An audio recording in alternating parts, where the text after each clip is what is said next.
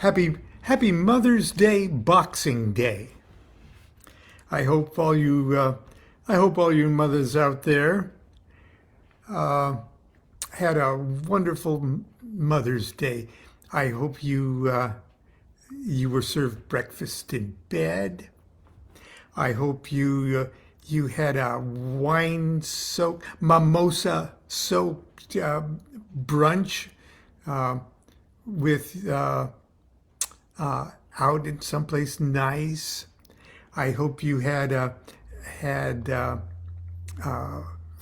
family over for no. I hope you were invited to one or more of your children's home and stuffed with a glorious dinner, and surprised when you got home to find that your entire house, including the windows, had been thoughtfully cleaned by a professional staff of house cleaners, and that you well, I hope you had a wonderful Mother's Day. Anyway, Constance and I spoke to you yesterday, right on Mother's Day, and for our excuse for having a show, we read the first 2 chapters of Liber Ararita. Now, to refresh your minds, Liber Ararita is one of those Class A documents that Crowley, we don't want to say channeled, but he didn't claim he wrote them himself. They came during a period of his life when stuff was just flowing through him, and he didn't really take credit that his own Ruach wrote them. But anyway, here's what it says. Ararita, that's A-R-A-R-I-T-A.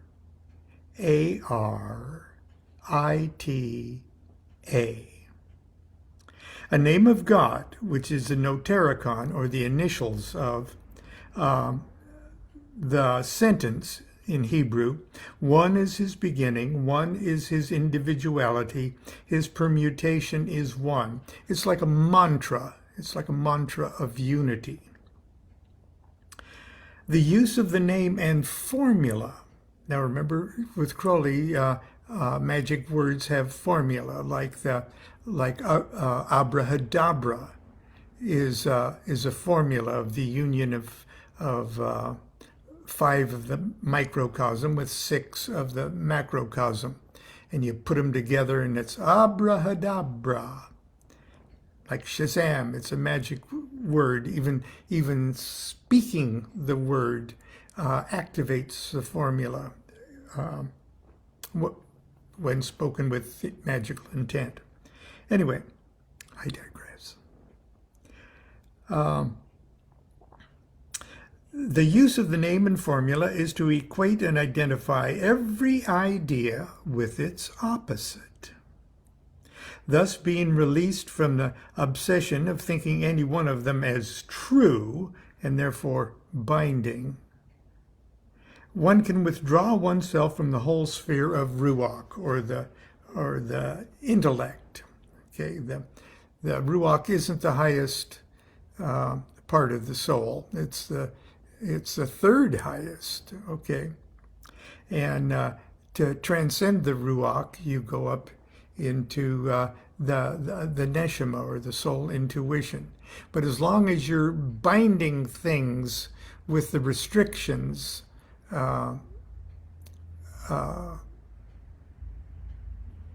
nailed to it, if you will, by the intellect, if you can't rise above the intellect, you're stuck. You're bound in thinking about life rather than living it. Okay, so, and this is what Constance and I did yesterday. Contrast each verse of chapter 1 with the corresponding verse in chapter 2. Okay, so that's the first method of looking at it. We did it yesterday. So one verse talks about the singularity of Godhead, and the corresponding verse talked about the dual-headed demon, and so everything was just the opposite. But this idea of opposites canceling each other out in order to rise above either of them, is the whole idea behind Liber Ararita. It's sort of above the abyss of the tree of life. All contradictions are unified, and a thing is only true in so much as it contains within itself its own opposite. So it's a kind of a training of the mind.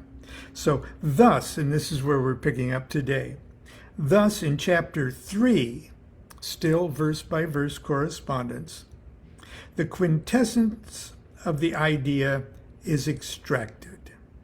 And in chapter 4, they are withdrawn, each one into the one beyond. So we did the first two yesterday, which was pretty damn obvious that one is the opposite of the other. Today I'm going to read chapter 4, and their corresponding verses will indicate that those two opposites are withdrawn, each one unto the one beyond. And in chapter 5, then they have disappeared into, we're not going to go to number 5. So chapter 3, quintessence of the idea is extracted. So I'm going to give you an example, just one example. In chapter 1, verse 1, and each chapter is designated by the letter, the consecutive letters Ararita. So the first chapter is A, or Aleph. O my God, one is thy beginning, one is thy spirit, and thy permutation is one. But chapter 2, which is designated R, or Resh, it says, now then I saw these things averse and evil, and they were not as even as thou art not. So what was the opposite? Now in verse 3, it says, say thou that he is God. Say thou that he, God, is one. God is the everlasting one. Nor hath he any equal, or any son, or any companion. Nothing shall stand before his face. And that's the Kul Huwahu Lahu Ahad, Allahu Samad, Lam Yalid Walam Yilad, Walam Yakul Yahukufan Ahad. Okay. So in chapter 1, the very first, that was designated 0. Chapter 1 says, let me extol thy perfections before men. In number 2, it says, I saw the darkeners of wisdom like a black egg, like a black ape chattering vile nonsense. I saw thee in these. And here in chapter 3, yea, I praised him for his intelligible essence, whereby the universe became light. Okay. And then they go down the tree of life, okay, starting with kind of Saturn. In chapter 1, it's, I saw thee as a jocund god, a Jupiterian type god, and then, or a Saturnian type god for Jupiter, and an aged god for Saturn, and a warrior god, and Okay, it goes down the tree of life to the very end. And when it hits that verse, it sort of also, boing, it sort of also crosses the abyss and bursts into the supernal triad. And at the very end, everything is reduced to the 12 rays of the crown. Okay. I bet you didn't follow that. But I'm going to read chapters 3 and chapter 4.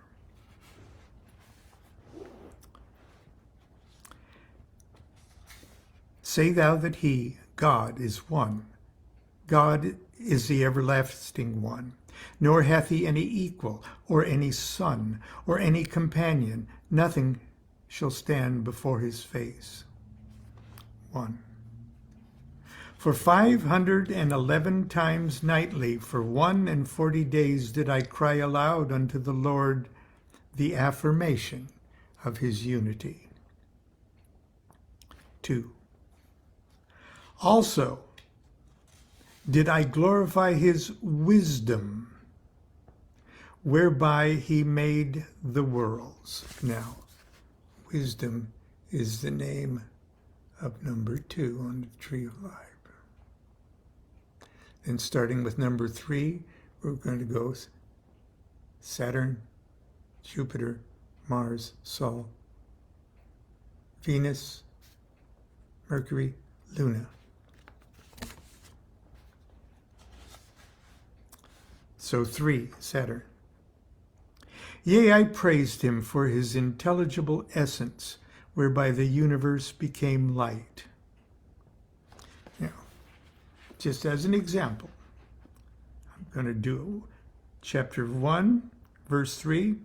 Thou hast appeared unto me as an aged God, a venerable God, Lord of time, bearing a sharp sickle. Now, chapter 2 is the opposite of that, which says, I saw the devouring mothers of hell that eat up their children. Saturn ate his children. O ye that are without understanding, I saw thee in these. So now in our number 3, we've got, excuse me,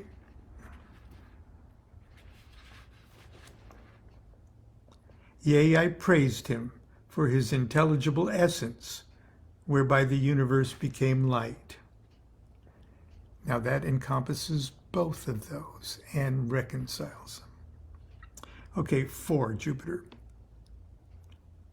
I did thank him for his manifold mercy. I did worship his magnificence and majesty. 5 is Mars. I trembled before his might. 6 is the Sun. I delighted in the harmony and beauty of his essence.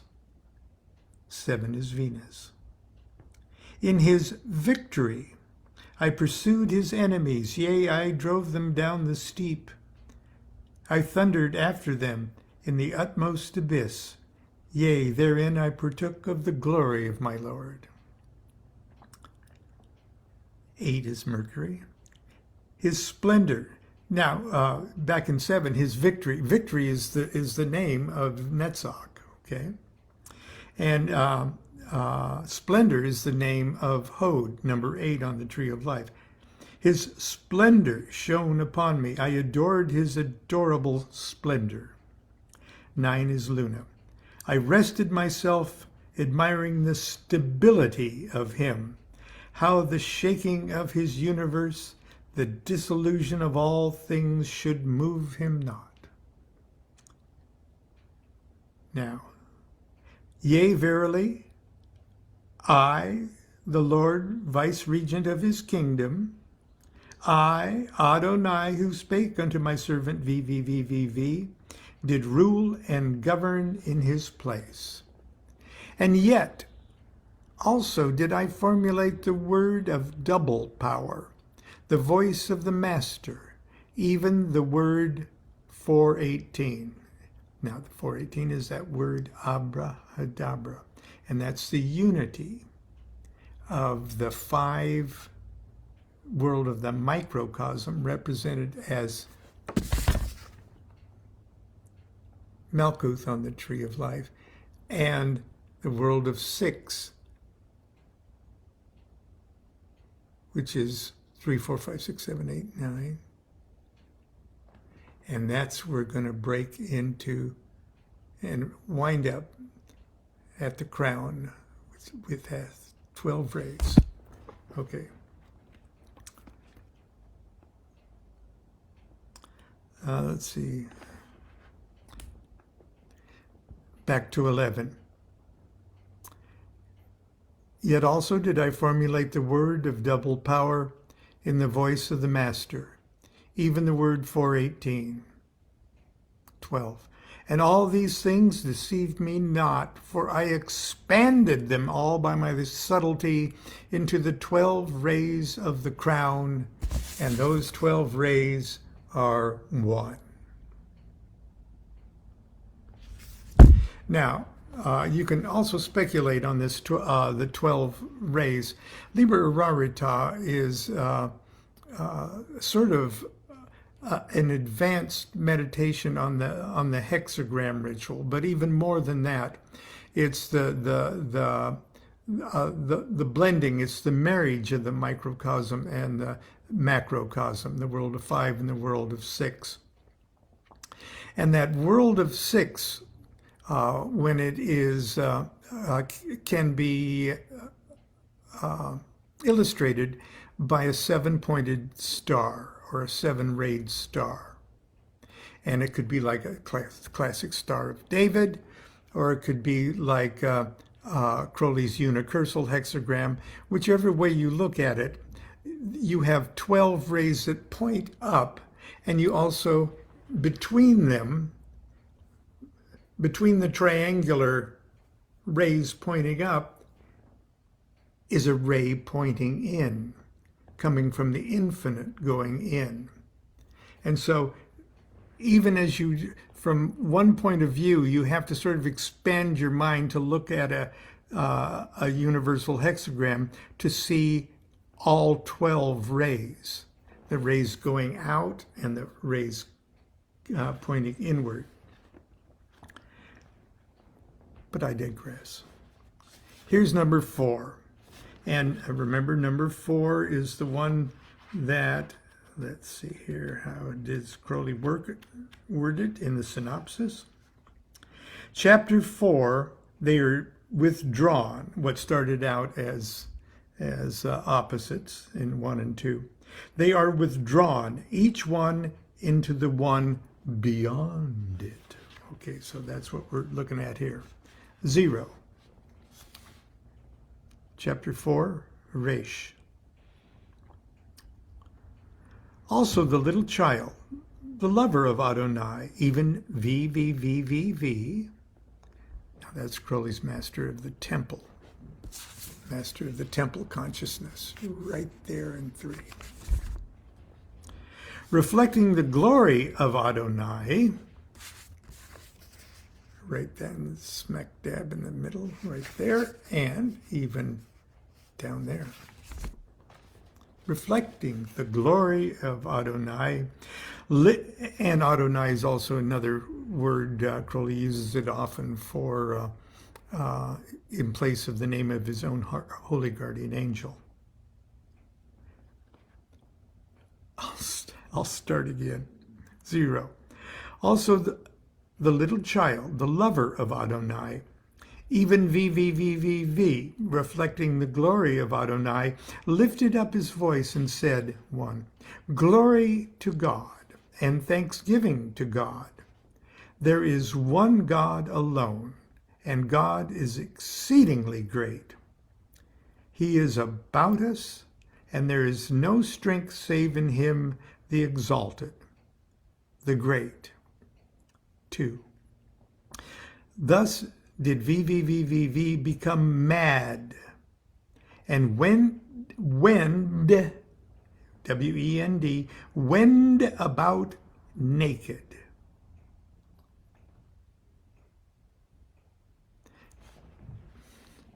I'm full of digressions today.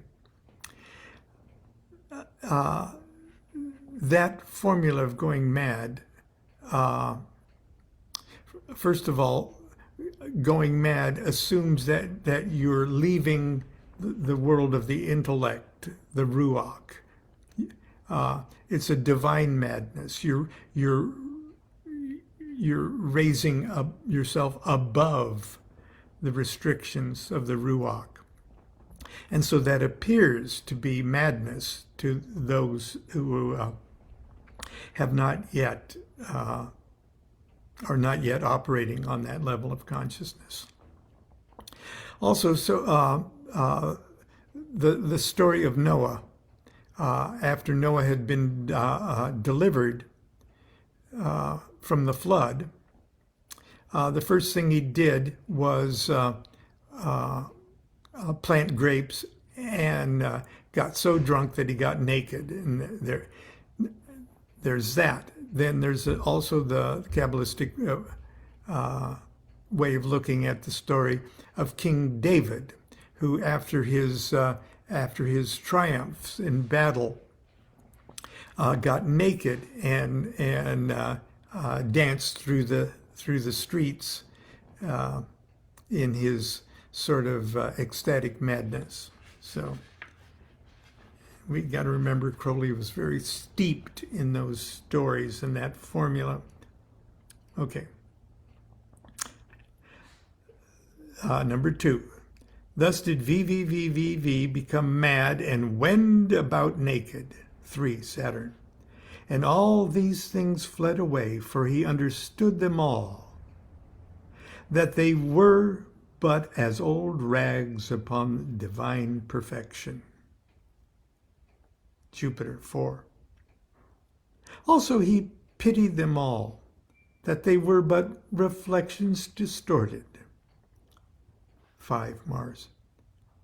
Also he smote them, lest they bear rule over the just. 6.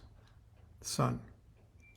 Also he harmonized them into one picture, beautiful to behold. Number 6, Tiferet, its title is Beauty. 7. Venus. Having thus conquered them, there was a certain glamour of holiness, even in the hollow sphere of outward brilliance. 8. Mercury. So that all became splendid. 9. Luna. And having firmly established them in order and disposition. 10. He proclaimed the perfection, the bride, the delight of God in his creation. Okay, and that's happening right down there. But though thus he worked, he tried ever his work by the star 418. 12. And it deceived him not, for by his subtlety he expanded it into the 12 rays of the crown, 13, and these 12 rays are one. Now it's maybe coincidental, but number 13 on all of these chapters, the final one, 13, it says the same thing, and these 12 rays are one. And 13 is the number of achad, the word for one, or unity, or singularity. Okay. I'm sure I confused you a whole lot, but I hope that I've tempted you at least to print yourself out a Liber Ararita. I'm sure all you have to do is Google Liber Ararita and find any number of places that you could print the whole thing out in just a few sheets of paper, and do your own comparison to these. Tomorrow we'll pick it up with 4, 5, and then, yeah, we'll do at least 2 more tomorrow, and we'll carry this forward. Anyway, that's it for today. Enjoy your Mother's Day Boxing Day, and we'll see you all tomorrow. Continue to be good to yourself, be good to each other. Do what thou wilt shall be the whole of the law. Love is the law, love under will.